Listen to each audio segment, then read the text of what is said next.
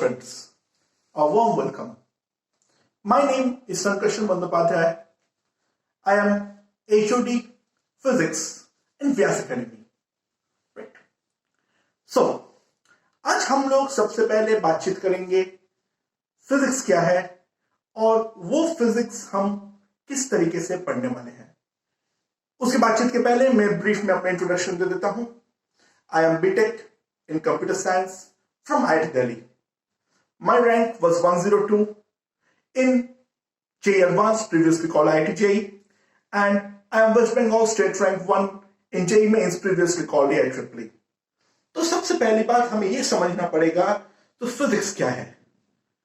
हमारा जो ये नेचर है, जो प्रकृति है, वो चारों दिशा में बहुत सारे लॉस से घिरे हुए हैं।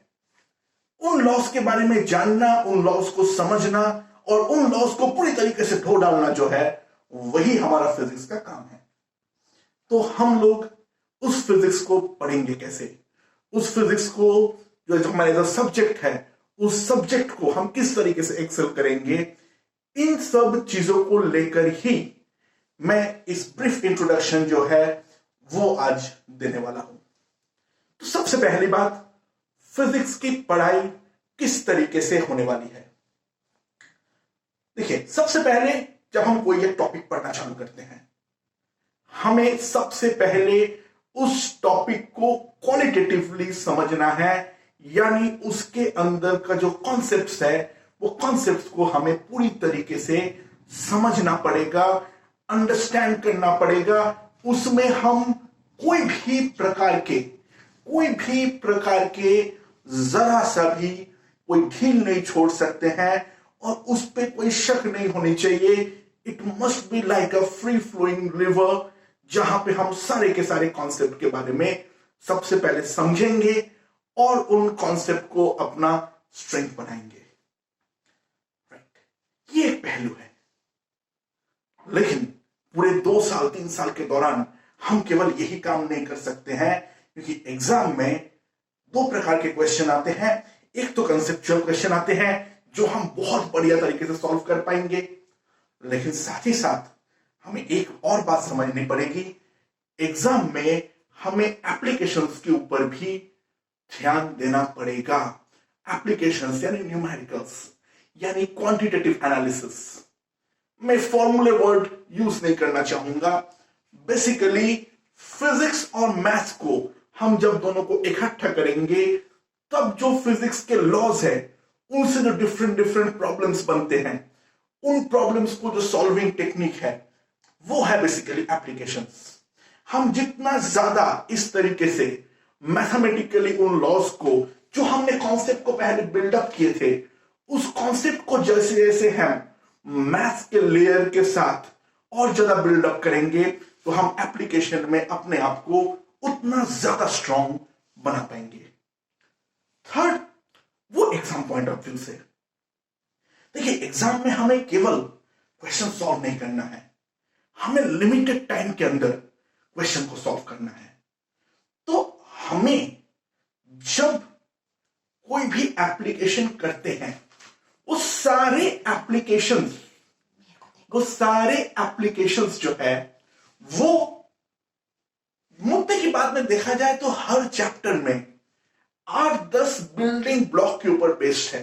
मैं उनको बोलता हूं द इंपॉर्टेंट प्रोफाइल्स। राइट, तो प्रोफाइल्स क्या है?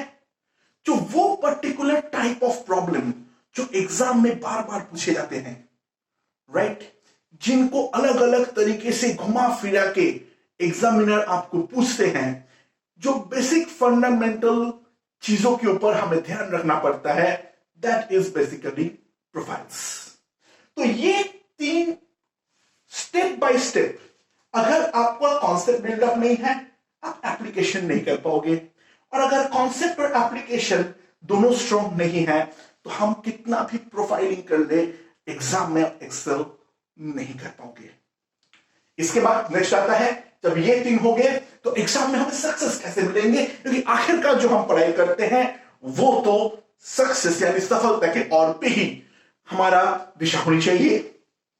तो एग्जाम में सक्सेस यानी सफलता पाने के लिए 3 की इंग्रेडिएंट है। Number one, knowledge. Number two, the exam orientation. And number three, the temperament.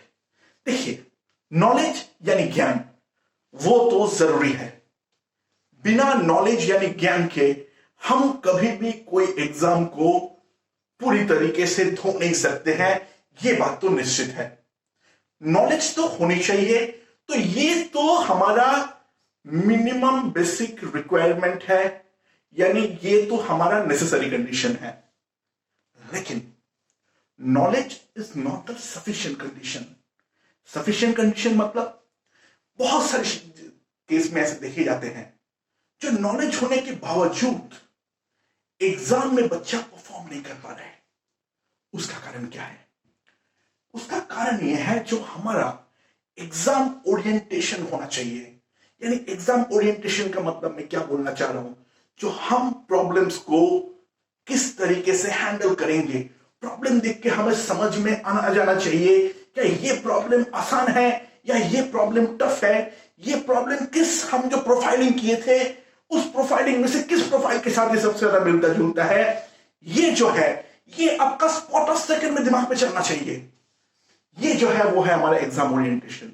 And third, very important, temperament.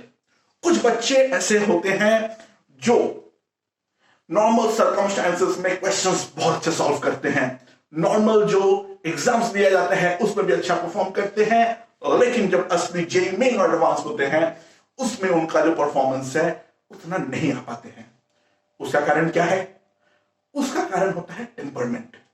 Temperament क्या होता है? देखिए, पेपर में हमेशा ऐसा एक दो क्वेश्चंस आएंगे जो बेसिकली इसलिए डाले जाते हैं जो आपका वो टाइम खराब करे।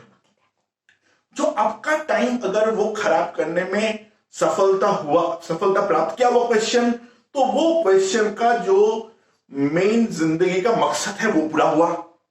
तो ऐसा क्वेश्चन में आप अगर फंस सकते हो तो वो क्वेश्चन आप पे हावी नहीं हो जाना चाहिए। अगर वो क्वेश्चन आप पे हावी हो गया तो पूरा एग्जाम केवल एक क्वेश्चन के कारण जो है वहीं से बिगड़नी चालू हो जाती है। तो जब नॉलेज, एग्जाम ओरिएंटेशन और टेम्परामेंट तीन बिल्डअप हो, वहां पे डेफिनेटली आपको सक्सेस मिलते हैं। इसके अलावा दो तीन बातें हमें और करनी है। First is depth versus width. देखिए, एक सबसे इंपॉर्टेंट बात है, इन दोनों पॉइंट में साथ में रहना चाहूंगा, साथ में सिलेबस कवरेज। देखिए, हमारे फिजिक्स में लगभग 30 टॉपिक्स है। हमारे पास समय जो है वो तो लिमिटेड है, तो हमें उस लिमिटेड समय के अंदर उस पूरा सिलेबस को खत्म करना है। अब देखिए, सिलेबस खत्म करने का बहुत सारा तरीका है। मैं हर चैप्टर में एक एक लाइन पढ़ा दूं, तुम एक एक लाइन पढ़ लो, 10 फॉर्मूला रट लो और चैप्टर खत्म। तो कहने पर क्या है, सिलेबस तो हमारे खत्म हो गए, हमारे जो है वो तुम्हारा विड्थ जो है वो बहुत ज्यादा बढ़ गया, क्योंकि हम हर चैप्टर में थोड़ा बहुत तो पढ़े ही हैं। दूसरा एक और पहलू है, जो कोई एक चैप्टर को लेके आप उस पे प्रैक्टिकली इनफाइनाइट टाइम बिताना चालू कर दिए। यानी मान लीजिए फिजिक्स में कोई चैप्टर है, ठीक है, अच्छा, हमारे पास लगभग जो समय होते हैं वो कितने होते हैं? देखा जाए तो 2 साल में हमारे पास लगभग 15-16 महीने होते हैं। उसके अंदर डेप्थ पाने के लिए अगर कोई टॉपिक में आप 3 महीने बिता रहे हो तो वो टॉपिक तो आपका बहुत स्ट्रांग हो रहा है। तो वो टॉपिक स्ट्रांग तो हो रहा है, लेकिन एग्जाम में जो क्वेश्चंस आएंगे वो 1 या 2 ही आने वाले हैं। उस एक टॉपिक में आप 3 महीने बिताने में कहीं ना कहीं तो आपको कॉम्प्रोमाइज करनी ही पड़ेगी। कोई ना कोई टॉपिक आपका पूरी तरीके से छूटेगा, यानी आप वहां पे विड्थ के साथ कॉम्प्रोमाइज कर रहे हो। तो basically it's a trade off. हमें हर टॉपिक को एक रीजनेबल डेप्थ के साथ पढ़ना है। By the meaning of reasonable depth, जो जेईई मेंस और एडवांस में वैसे बवाल पैदा करने वाला क्वेश्चन ना हो, तो वो क्वेश्चन हमसे सॉल्व हो जाएंगे। जिनकी जिंदगी का मकसद हमें बर्बाद करना, वो क्वेश्चंस के बारे में बात हम छोड़ दें, बाकी सारे क्वेश्चंस तो हमसे हो जाएंगे। उस रीजनेबल डेप्थ के साथ हमें टॉपिक को आगे बढ़ाने हैं, यानी कोई भी टॉपिक में हमें इतना ज्यादा नहीं उलझ जाना चाहिए जिसका कॉम्प्रोमाइज कहीं और हमें देना पड़े, जो हमारे लिए बात के लिए जानलेवा साबित हो जाए। Next point is understanding. देखिए, फिजिक्स में फॉर्मूला ऑब्वियसली हथियार है, बिना फॉर्मूला जाने हमसे कुछ होंगे नहीं। लेकिन साथ ही साथ केवल फॉर्मूला जानने से कुछ नहीं होगा, हमें उनके पीछे का जो डेरिवेशंस है, वो डेरिवेशंस को भी डेफिनेटली हमें विस्तार में समझना पड़ेगा, क्योंकि जब तक हम उनको समझेंगे नहीं तो वो फॉर्मूला हमारे लिए बहुत बार नेगेटिव की तरह भी काम कर सकता है, क्योंकि हमें तो ये नहीं भी मालूम होगा कि वो फॉर्मूला कहां पर हम नहीं लगा सकते हैं। तो हमें ये भी तो समझना पड़ेगा ना, तो कहां पर लगा सकते हैं और कहां पर नहीं लगा सकते हैं, ये दोनों बात को समझना हमारे लिए बेहद ज्यादा जरूरी है। तो ये जो अंडरस्टैंडिंग है, यानी समझ, फॉर्मूला रट्टा मारने के पढ़ने की जो समझ है, वो ज्यादा इंपॉर्टेंट है। Last is memory. देखिए, अल्टीमेटली हम उतना भी समझ ले, एग्जाम ओपन बुक नहीं है, फॉर्चुनेटली और अनफॉर्चुनेटली, राइट। हमें किताब खोलने की कोई गुंजाइश नहीं होंगे ना, मैं आप लोगों के साथ जाके पेपर दे सकता हूं, पेपर देना आप ही को है।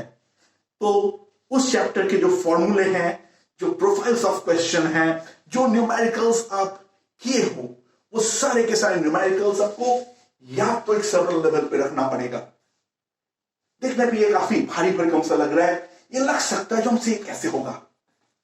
यही काम हम करेंगे व्यास एकेडमी में, जहां पे मैं आप लोगों को एक सिस्टमैटिक वे ऑफ टीचिंग के थ्रू एंड एक systematic way of material delivery के थ्रू आप लोगों को ना केवल फिजिक्स में मजा देने के पूरा का पूरा वादा करता हूं, साथ ही साथ मैं आप लोगों को एग्जाम में भी आप फिजिक्स को तोड़ पाओ, धुन पाओ, उसका भी हम बंदोबस्त पूरी तरीके से करने के उम्मीद रखेंगे। नमस्कार एंड वेरी वेलकम अगेन।